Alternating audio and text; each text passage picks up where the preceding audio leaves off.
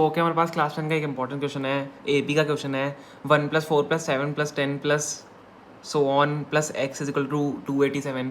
तो हमें क्या फाइंड करना है, हमें इसमें एक्स फाइंड करना है। सॉल्व दिया हुआ है, हमें एक्स फाइंड करना है। तो हम कैसे सॉल्व करेंगे? तो अब देखो, ये एपी है, ठीक है। एपी में ये ए हमारा 1 हो गया, फर्स्ट टर्म 1 हो गई, और जो हमारा डी है, डिफरेंस आप देख सकते हो उसमें 3 का डिफरेंस है। हमारा डिफरेंस यहाँ पे 3 हो गया। ओके, अब ध्यान से देखो, इसमें ध्यान से देखना। देखो, अब हम नंबर ऑफ टर्म्स हमको पता नहीं है इसमें कितनी है, ठीक है। तो हम इसमें नंबर ऑफ टर्म्स क्या करते हैं, let number of terms be x, या एन मान लेते हैं। चलो, नंबर ऑफ टर्म्स हम एन मान लेते हैं ना, क्योंकि हमें नंबर ऑफ टर्म्स तो पता नहीं है कि कितनी होती है। नंबर ऑफ टर्म्स कितनी है इसमें, नंबर ऑफ टर्म्स कितने का सम हो के ये 287 बन रहा है। तो अब अगर आप नंबर ऑफ टर्म्स एस मान लोगे, एन मान लोगे, तो आपका जो सम होगा, सम जो आपका होगा वो 287 के बराबर होगा, क्योंकि हमारा सम ऑफ एन टर्म्स हमारा 287 के बराबर आ रहा है। ओके, देखो 287 के बराबर आ रहा है, ये होगा। अब देखो, तो इसमें अब इसका अगर अब इसका हमारा सम 287 आ रहा है, तो जो ए एन है, ए एन लास्ट वैल्यू होती है।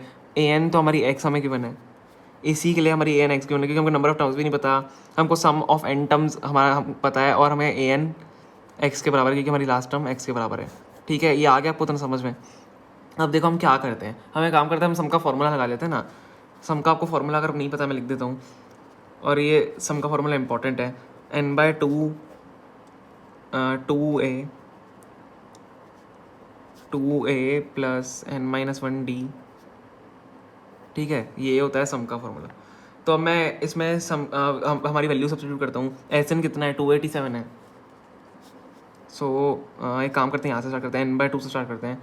n हमें पता नहीं है, नंबर ऑफ टर्म्स हमें पता नहीं है। n/2 2a कितना है, 1 ही है, प्लस n-1 d कितना है, 3 इज इक्वल टू 287। ठीक है, ये मैंने इतना आ गया आपको समझ में, मैंने बस वैल्यू इसमें सब्स्टिट्यूट करी है। अब देखना n/2, अब इसको और फर्दर सॉल्व अगर हम करें, n/2 2 प्लस 3n-3 मल्टीप्लाई कर दिया अंदर, इज इक्वल टू 287। अब देखो 2 को मैं इस तरफ ले जा सकता हूँ, ठीक है।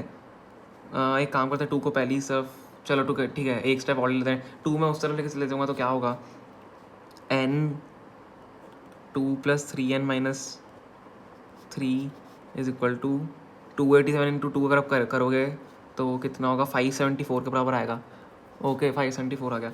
अब अंदर देखो, n ले लिया मैंने, 2-3 -1, तो 3n-1 हो जाएगा अंदर, ठीक है। अंदर 3n-1 इज इक्वल टू 574। अब देखो, n को अब अंदर मैं वापस मल्टीप्लाई कर देता हूँ, ठीक है।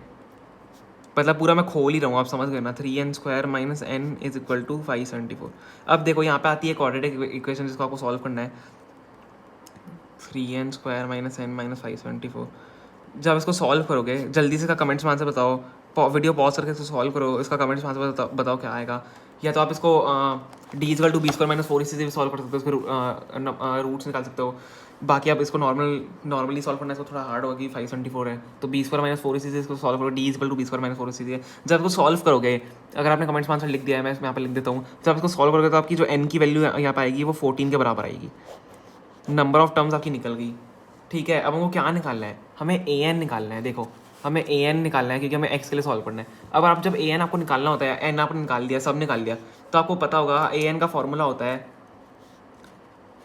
एक सेकेंड, ए एन का फॉर्मूला होता है A N is equal to A plus n-1 d, यही होता है ना ए एन का फॉर्मूला, ठीक है। तो अब जब इसमें अब ए एन आपको निकालना ही है, तो आप जब सॉल्व करोगे इसको, तो ए एन हमारा क्या है, हमने क्या लिया था, ए एन ऊपर हमने एक्स के बराबर लिया था, तो हमें एक्स ही निकालना है।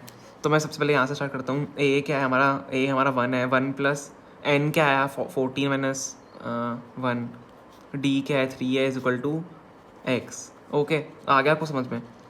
अब 1 प्लस 14 माइनस 1 प्लस 13, 13 3 39 होता है, तो 1 प्लस 39 कितना हो जाएगा, 1 प्लस 39 मैं पूरे स्टेप के साथ करूँगा, इज इक्वल टू एक्स। तो एक्स की जो आपकी वैल्यू आएगी वो 40 के बराबर आएगी। यही आपको निकालना था, हमें एक्स के लिए सॉल्व करना था। ओके, यही है हमारी वैल्यू। अब देखो आपको क्या करना है, आपको वापस समझा देता हूँ। सबसे पहले हमने ले लिया सम निकाला हमने ना, सम से आपको एन पता चल जाएगा, सम से आपको एन नंबर ऑफ टर्म्स पता लग जाएंगे कि नंबर ऑफ टर्म्स कितनी है। देन आपको निकालना ए एन है, आपको एक्स निकालना है। जब नंबर ऑफ टर्म निकाल लोगे, आपको ए एन वाला फॉर्मूला लगाना है, ए प्लस एन माइनस 1 डी, इसमें सारी वैल्यू चलनी है, एक्स इज इक्वल टू 40 के बराबर, देन आपका आ जाएगा, यही आपका आंसर है।